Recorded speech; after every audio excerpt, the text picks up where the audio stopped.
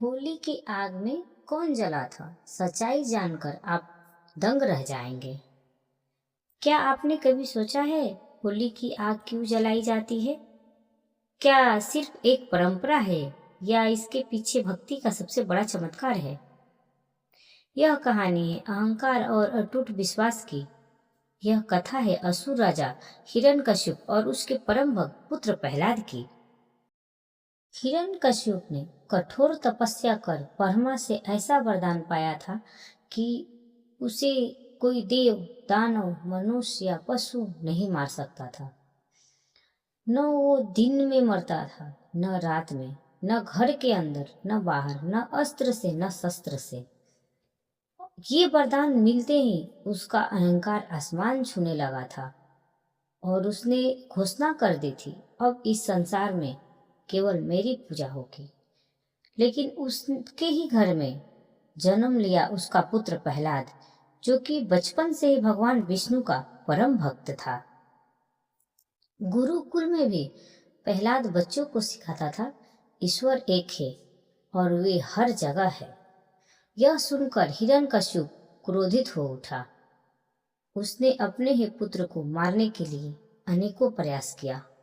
जहरीले सांपों से डरवाए, ऊंचे पर्वत से गिरवाया, हाथियों से कुचलवाया, पर हर बार ईश्वर की कृपा से प्रहलाद सुरक्षित रहता था।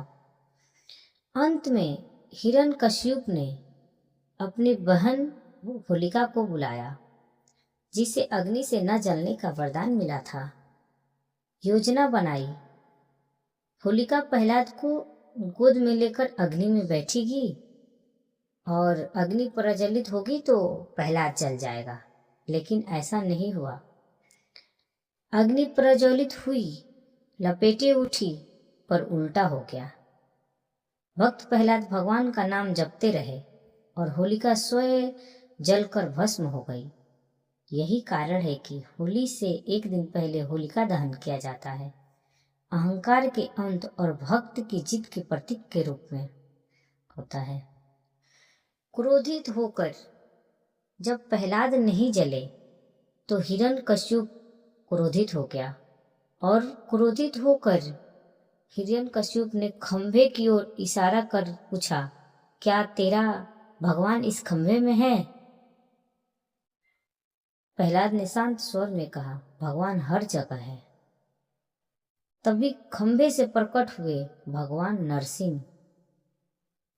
संध्या समय दहलीज पर न दिन न रात, न अंदर न बाहर, आधा मनुष्य आधा सिंह, न अस्त्र न शस्त्र, नाखूनों से वध, और इस प्रकार हिरण्यकश्यप का अंत हुआ। सच्ची भक्ति कभी व्यर्थ नहीं जाती। ईश्वर अपने भक्त की रक्षा अवश्य करते हैं। अहंकार चाहे कितना भी बड़ा हो, उसका अंत निश्चय है। होली केवल रंगों का नहीं, सत्य का, विजय का त्योहार है।